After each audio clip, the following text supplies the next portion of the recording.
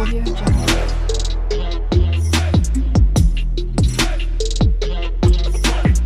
Audio Jungle. Hello friend, welcome back to my channel. তোমরা সবাই কেমন আছো? আশা করি ভালোই আছো। তো দেখো কত বড় একটা হিঁচড় নিয়ে চলে এসেছি রেসিপি শ্যুট করব বলে। তো দেখো আমরা যেহেতু ফ্যামিলি মেম্বার কম আছি, তো আমাদের কাছে এই হিঁচড়টা অনেকটাই বড়, অনেকটাই হয়ে যাবে। তো তাই ভাবছি আমি এটা দুটো কি তিনটে বা চারটা যে কোনো রেসিপি শ্যুট করব। তো তারই মধ্যে এখানে আমি এক ফালি বা দু ফালিকে কেটে তো আজকে একটা রেসিপি শ্যুট করছি। আর কি রেসিপি শ্যুট করছি সেটা তোমরা কন্টিনিউ দেখতে থাকো।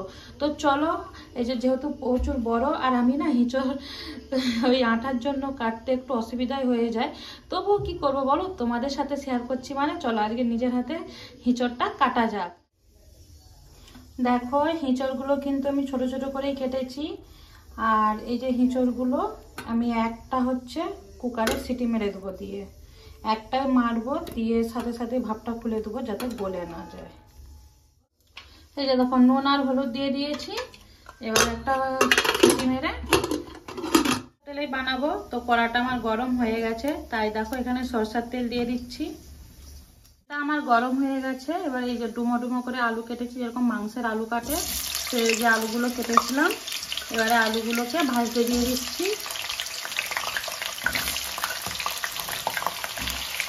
সামান্য পরিমাণে নুন হলুদ মিক্স করে নেব। এবারে আলুটা ভাজতে থাকবো। আলুগুলো কিন্তু আমার ভাজা হয়ে গেছে। এবারে যে হিঁচড়গুলো আমি ভাপাতে দিয়েছিলাম, তো এইগুলো দিয়ে দেবো। এই যে হিঁচড় আর আলু আমি এটাকে 2 মিনিট ভাজবো, যাতে হালকা একটু ভাজাও হয়ে যায় হিঁচড়গুলো, তাই আলুর সাথেই দিয়ে দিলাম ভাজতে। তো দেখো আমি কিন্তু এটা 2 মিনিট ভেজে নিয়েছি।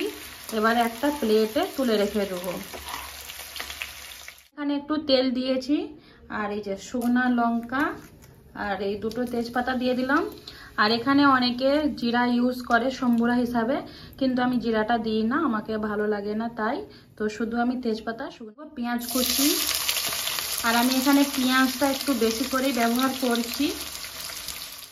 পেঁয়াজটাকে আমি লাল লাল করে ভেজে নেব। কিন্তু লাল লাল করে ভাজা হয়ে গেছে।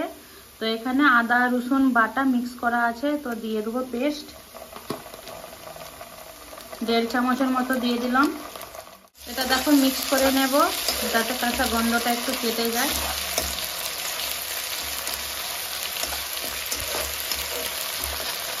হলুদ গুঁড়ো, লঙ্কার গুঁড়ো, ধনের গুঁড়ো। এখন আমি সামান্য পরিমাণে দেখো নুন দিচ্ছি, আর বাকি নুন পরে দেবো। টমেটো কুচিয়ে রেখেছিলাম, 2টো টমেটো দিয়ে দেবো। পরিমাণে জল দেবো, নাহলে মশলাটা পুড়ে যাবে।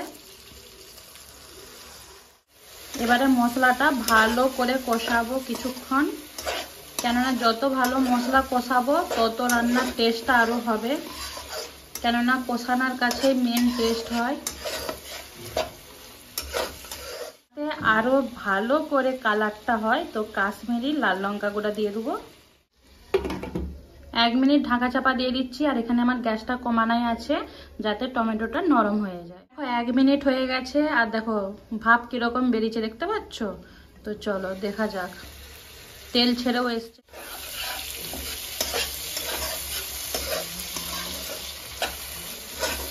মশলাটা এখনো ভালো করে কষাবো। আমার কষানো হয়ে গেছে, দেখো তেল ছেড়ে দিয়েছে।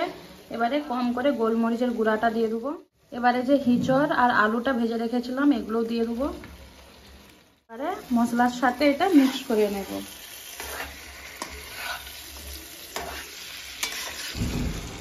আবার এটা ভালো করে মিক্স করব। আর এটা 2 থেকে 3 মিনিট ভালো করে কষাবো। 2 থেকে 3 মিনিটের মধ্যে যদি ভালো করে কষানো হয়ে যায় তো ঠিক আছে, নাহলে টাইমটা আবার বাড়িয়ে দেবো।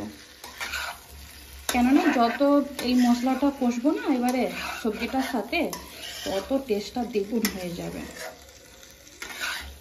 তো আমার কিন্তু মশলাটা ভালো করে কষানো গেছে। হিঁচড় আলু পুরো মিক্স করে ভালো করে কিন্তু কষিয়ে নিয়েছি, আর তেলও ছেড়ে দিয়েছে। তো এখানে এবারে জলটা দিয়ে দেবো।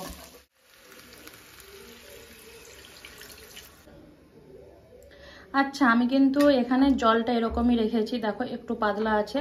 আর এটা যেহেতু ফুটবে, এখনো জলটা মরবে, তো সেই হিসাবে জলটা দিয়েছি। তোমরা যেরকম গ্রেভি গ্রেভি খাবে বা পাতলা পাতলা ঝোল খাবে সেরকম হিসাবে জলটা দিও। কাঁচা লঙ্কা দিয়ে দিলাম, সামান্য পরিমাণে নুন দিয়ে দিচ্ছি। যেহেতু আমি নুনটা সিদ্ধ হওয়ার সময় দিয়েছি, মশলা কষার সময় দিয়েছি, তাই এখন কম করে নুনটা দিয়ে দিলাম। দেখো ঝোলটা ফুটছে, ঝোলটা যখন ভালোভাবে ফুটে যাবে, এই যে চাপাটা দিয়ে দিলাম, তো ঝোলটা ভালোভাবে ফুটে গেলে গ্যাসটা কমিয়ে দেবো। গ্যাসটা কমিয়ে আলু হিচড়টা সিদ্ধ, এবারে খুলে দেখি সিদ্ধ হয়ে গেছে কিনা। মাঝে মাঝে কিন্তু আমি খুলে চেক করেছিলাম।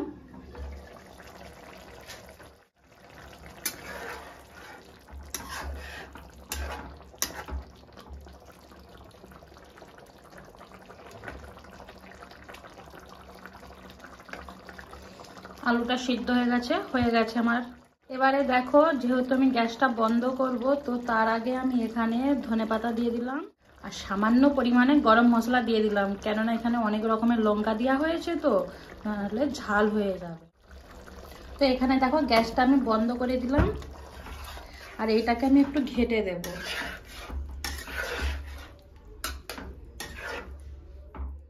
গ্যাসটা বন্ধ করে দিয়েছি, আর এটা 2 মিনিট ভাপে থাকবে এরকমই, তারপর একটা বোলে ঢেলে দেব।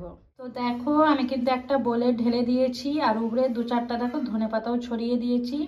কালারটা কিন্তু সেই এসছে, তো একবারে চিকেন মাটন সবকে একবারে ফেল করে দিবে, এত সুন্দর হয়েছে।